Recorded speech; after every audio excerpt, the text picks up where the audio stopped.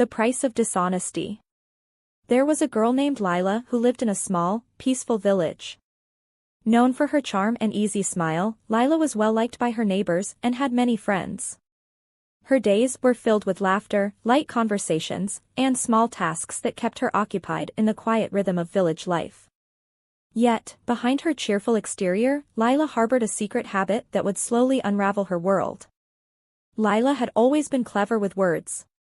Whenever she found herself in a difficult situation or wanted to avoid trouble, she would tell a little lie.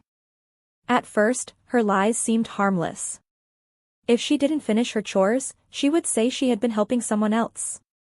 If she didn't want to meet a friend, she would claim she was busy with family matters. These small falsehoods slid easily off her tongue, and for a long time, they went unnoticed. She believed that as long as no one found out, these lies didn't matter. One day, however, an opportunity came to Lila that set her on a path she couldn't return from. A traveling merchant arrived in the village, offering exotic items from distant lands. His goods were unlike anything the villagers had ever seen: fine silk, shimmering jewels, and spices with rich fragrances that filled the air. Lila was drawn to a delicate silver necklace, adorned with a tiny gemstone that caught the light like a drop of morning dew. The necklace was far too expensive for Lila, but the merchant was intrigued by her curiosity. He made her an offer: if she could bring him a certain rare herb found deep in the forest, he would trade it for the necklace. The herb was difficult to find, and few dared to venture into the forest's depths where it grew. But Lila, determined to have the necklace, agreed without hesitation. Lila had heard rumors of the herb but didn't know where to find it. She asked around the village, but no one had any useful information. Frustrated, Lila came up with a plan. She would tell the merchant she had found the herb, and once she received the necklace, she would make up an excuse about why the herb wasn't with her. The next day, Lila returned to the merchant and told him she had the herb but had left it at home. She promised to bring it to him the following day. The merchant, trusting her, handed over the necklace. Lila walked away with her prize, feeling a sense of triumph. She wore the necklace proudly, showing it off to her friends and neighbors. Everyone admired it, and Lila felt a surge of satisfaction. But as the days passed, she began to dread facing the merchant again. She had lied, and now the weight of that lie pressed down on her like a heavy stone. The merchant grew impatient, realizing he had been tricked, confronted Lila in front of the village. Without a word, he took back the necklace, leaving her humiliated and ashamed. Her friends, who had once admired her for her charm and wit, turned away from her. No one wanted to associate with someone who couldn't be trusted. The lies that had once seemed so small had grown into something much larger, something that now consumed her reputation. Days turned into weeks, and Lila found herself more isolated than ever. She would walk through the village, her head down, avoiding the eyes of those she had once called friends. The laughter and warmth that had once surrounded her had faded, replaced by cold silence. Lila's dishonesty had cost her more than a necklace; it had cost her the trust of her entire community. As the days went by, Lila understood the depth of the damage she had caused. Trust, she realized, is fragile, and once broken, it's difficult, sometimes impossible, to repair.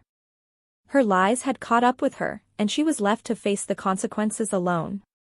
One day, as she walked through the village square, she overheard two villagers talking about her. They didn't know she was listening, but their words cut through her like a sharp blade. They spoke of how disappointed they were, how they had once admired her, but now they couldn't believe anything she said. Lila's heart sank. She had become known not for her kindness or charm, but for her dishonesty. But instead of giving up, Lila decided to make things right. First, she sought out the merchant. Though it was too late to change what had happened, she wanted to make amends. She apologized sincerely for her dishonesty and asked if there was anything she could do to set things right. The merchant, though still hurt by her actions, was willing to give her a second chance. He told her that if she could bring him the herb, as she had promised before, he would forgive her. Determined to prove her sincerity, Lila ventured into the forest. The journey was long and difficult, but she pushed through, driven by her desire to make up for her mistakes. After days of searching, she finally found the rare herb the merchant had asked for. When she returned to the village, she handed the herb to the merchant, who was surprised and impressed.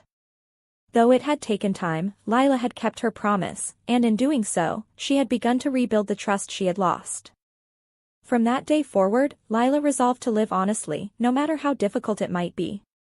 She understood now that the price of dishonesty was far too high, and she would never pay it again. Though the villagers were slow to trust her again, Lila worked hard to rebuild her reputation. She knew it would take time, but she was determined to show through her actions that she had changed.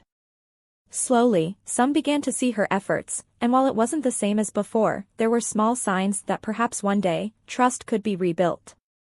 But Lila never forgot the lesson she had learned. The damage caused by her lies was a constant reminder that honesty is the foundation of all relationships, and without it, everything crumbles. And so, with each passing day, she carried that lesson with her, determined to live in a way that honored the truth. Thanks for watching Story Kindle. Don't forget to like, share, subscribe, and hit the bell icon for more stories.